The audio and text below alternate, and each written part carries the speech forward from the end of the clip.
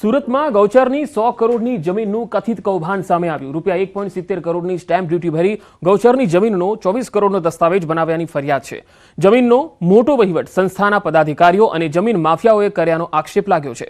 આ જમીન મગોબ ગામના સમસ્ત સંસ્થાના નામે હતી, જેમાં મગોબ ગામ સમસ્તના વહીવટ કરતા રાજેન્દ્રસિંહ પ્રતાપસિંહ ગોહિલ અને સંસ્થાના અન્ય 5 લોકો નકલી ઠરાવ ઉભો કરી કરોડો રૂપિયાની જમીન વેચી નાખવામાં આવી। હવે રાજેન્દ્રસિંહ ગોહિલ અને જમીન લેનાર કેતનસિંહ ગોહિલ તેમજ મહેશભાઈ બારોટ સામે તપાસ કરવામાં આવે તેવી માંગ ઉઠી છે।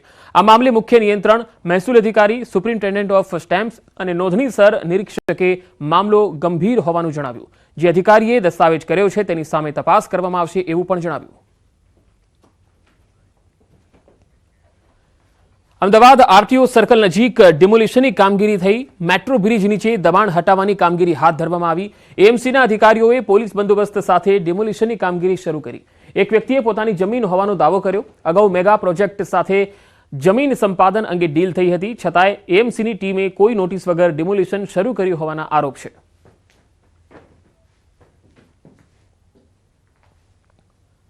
કચ્છ જિલ્લાના ભુજમાંથી અજાણી મહિલાનો મૃતદેહ મળ્યો। ભુજના દંતેશ્વર મહાદેવ મંદિરની પાછળથી મહિલાનો મૃતદેહ મળ્યો। મોચીરાઈ રોડ પર કૂવામાંથી મહિલાનો મૃતદેહ મળી આવ્યો। ભુજ ફાયર વિભાગે મૃતદેહને બહાર કાઢ્યો। સમગ્ર મામલે પોલીસે વધુ તપાસ હાથ ધરી।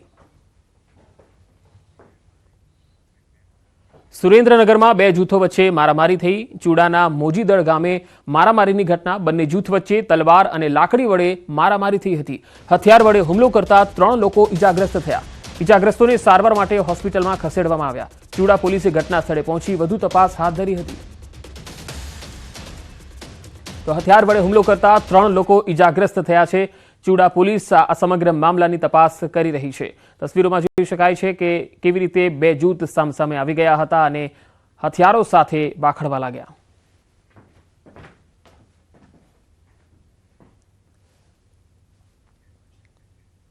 રાજ્યના વધુ સમાચારો પર નજર કરીશું। હાલ રોકાઈશું એક વિરામ માટે।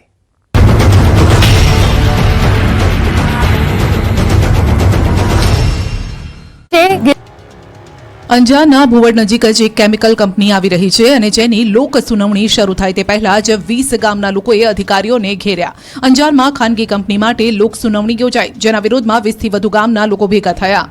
ભુવડ, ખેડોઈ અને આસપાસના ગામના રહેવાસીઓએ આ કેમિકલ કંપનીનો વિરોધ કર્યો। લોકોએ મોટી સંખ્યામાં એકત્રિત થઈને લોક સુનાવણીનો વિરોધ કર્યો।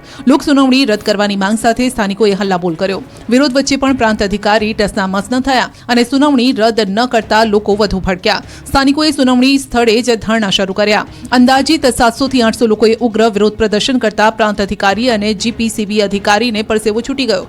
લોકોને સાંભળ્યા વગર લોક સુનાવણી પૂર્ણ જાહેર કરી અંજાર પ્રાંત અને જીપીસીબી અધિકારીએ ચાલતી પકડી।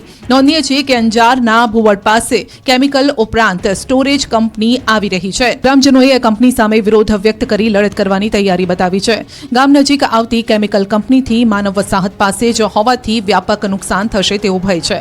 3 થી 4 તળાવો જે આ ગામની જીવાદોરી છે તે પણ દૂષિત થશે। 3000 થી વધુ પશુધનને નુકસાન થશે। આ વિસ્તારમાં બાગાયતી અને ખેતીના પાકોમાં પણ વ્યાપક નુકસાન થશે તેવો લોકોને ડર છે।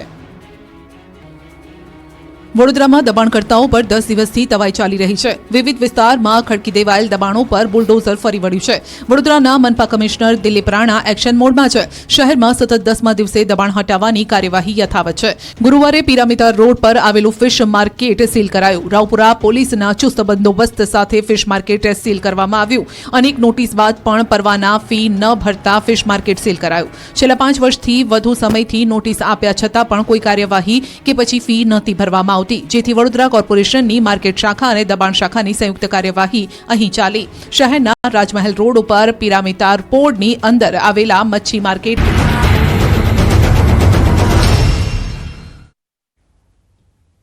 Welcome back. બંગાળની ખાડીમાં સાંજ સુધીમાં બનશે વાવાઝોડું, જે આવતીકાલે તમિલનાડુ પુડુચેરીના કિનારે ટકરાશે। હવામાન વિભાગની આગાહી છે કે 90 કિલોમીટરની ઝડપથી અહીંયા પવન ફૂંકાઈ શકે છે।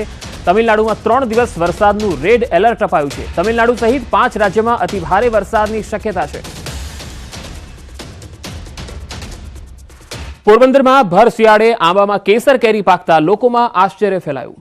પોરબંદર માર્કેટિંગ યાર્ડમાં ખેડૂતે ઊંચા ભાવે શિયાળામાં પાકેલી કેરીની હરાજી કરી। મહત્વનું છે કે કેસર કેરીને ઉનાળુ ફળ ગણાય છે, ત્યારે માર્કેટિંગ યાર્ડમાં સુદામા ફ્રૂટ કંપની ખાતે એક બોક્સ કેસર કેરી એટલે કે 10 કિલો કેસર કેરી વેચાણ માટે આવી. આ કેસર કેરીનું હરાજી દરમિયાન 8,500 રૂપિયા જેટલા ઊંચા ભાવે વેચાણ થયું.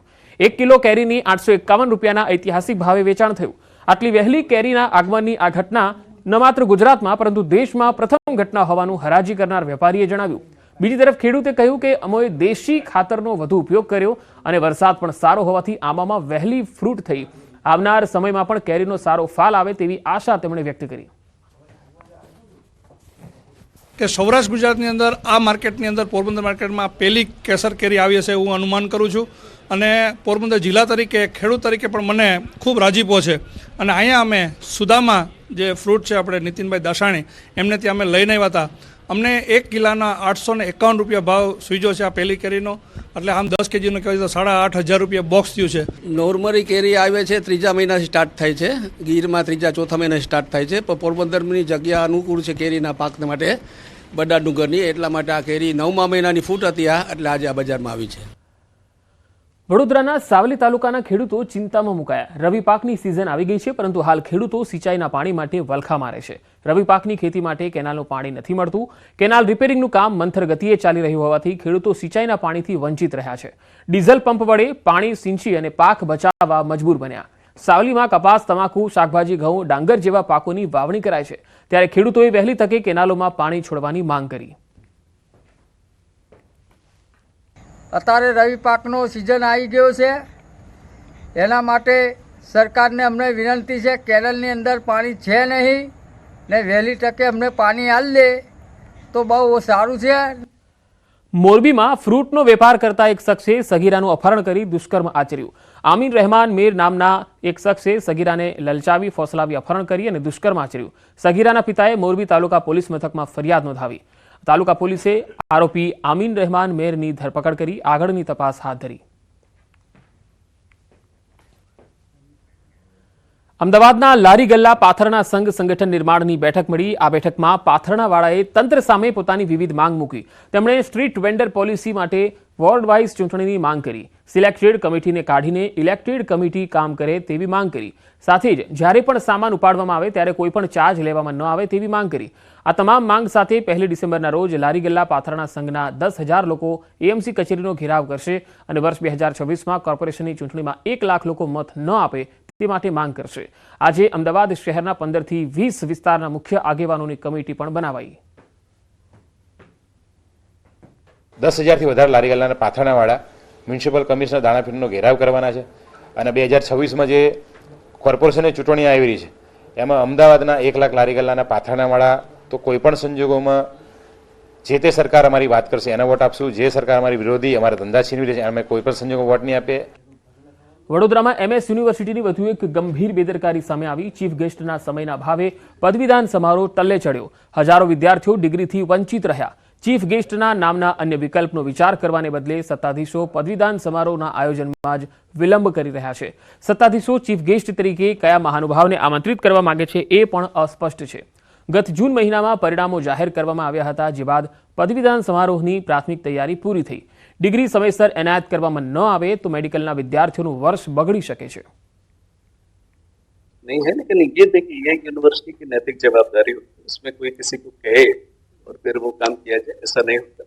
यूनिवर्सिटी ऑलरेडी सितंबर महीने से हम लोग पूरी तरह से, आपको ये जान के खुशी का अनुभव होगा कि हमारे सारे रिजल्ट्स जून महीने में ही निकल गए थे. यानी कि उसके बाद से हम लोग कन्वोकेशन करने के लिए जो हमारी बेसिक तैयारी है वो हम लोग पूरी कर चुके हैं. हम लोग बहुत शीघ्र ही हमारा जैसे ही चीफ गेस्ट का डेट फाइनल हो जाएगा. અંબાજીની સબ ડિસ્ટ્રિક્ટ હોસ્પિટલમાં બ્લડ સ્ટોરેજની શરૂઆત થઈ. ઇમરજન્સીમાં લોકોને લોહી મળી રહે તે માટે બ્લડ સ્ટોરેજ ખુલ્લું મુકાયું. પેથાણી બ્લડ બેંક સાથે ટાઈઅપ કરીને અંબાજીમાં બ્લડ ડોનેશન કેમ્પ યોજાયો, જેમાં હોસ્પિટલના સ્ટાફ સહિત મોટી સંખ્યામાં લોકોએ બ્લડ ડોનેટ કર્યું. કેમ્પસમાં 60થી વધુ બોટલ બ્લડ એકત્રિત કરાયું. હોસ્પિટલના સુપરિન્ટેન્ડન્ટે આ બ્લડ સ્ટોરેજ આદિવાસી સમાજના દર્દીઓ, પ્રસૂતાઓના મૃત્યુદરને ઘટાડવા અસરકારક સાબિત થશે તેવી આશા વ્યક્ત કરી. હોય તેમજ જે ડિલિવરીના દર્દી હોય તેને જરૂરિયાત પડે ત્યારે લોહી લેવા માટે એમને પાલનપુર જવું પડતું હતું અને આ બ્લડ સ્ટોરેજ સેન્ટર ચાલુ કરવાના કારણે તેઓને જે સરકારની જે યોજના તેમજ પીએમજીવાય યોજના છે તેમને સંપૂર્ણ ફ્રીમાં લોહી મળી રહેશે, જેના કારણે તેમનો મૃત્યુદર પણ ઘટી શકશે અને જરૂરિયાતવાળા દર્દીને આપણે લોહી પણ પૂરું પાડી શકીશું. રાજ્ય સરકારે કરેલા ઠરાવનું આખરે સુરત પાલિકાએ અમલીકરણ કર્યું. રાજ્ય સરકાર દ્વારા વર્ષ 2022માં એક ઠરાવ કરાયો હતો, જેમાં સંસ્થાઓને ગુજરાતી ભાષામાં સાઇન બોર્ડ અને દિશા નિર્દેશ બોર્ડ લગાડવા નોટિસ અપાઈ હતી. મહાનગરપાલિકાના જે પણ વિસ્તાર છે અને અન્ય મહાનગરપાલિકાઓ છે એમાં જે પણ સાઇન બોર્ડો હોય, દુકાન પર જે નામો લખેલા હોય, નામ હોય, દિશા નિર્દેશ હોય, એ તમામ વસ્તુ એ ગુજરાતી ભાષામાં હોવા જોઈએ. એની માંગ મારી 2019થી હતી. મહિનાની 2022માં રમતગમત અને યુવા અને સાંસ્કૃતિક વિભાગ દ્વારા એક ઠરાવ કરેલો હતો.